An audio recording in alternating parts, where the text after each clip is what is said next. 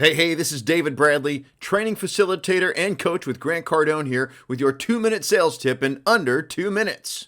Today's tip comes from an infographic at GC's that has made its way around the cyberspace. If you have targets, here is exactly how to smash your targets in 4 steps. Number 1, show up early. 2, stay late. 3, have 10 deals working for everyone you want. And number 4, which could not be more important right now than it has ever been in the history of anything.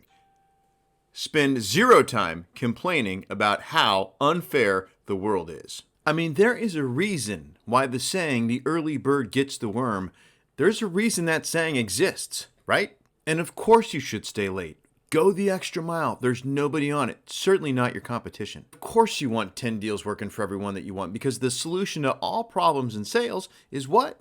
It's a full pipeline.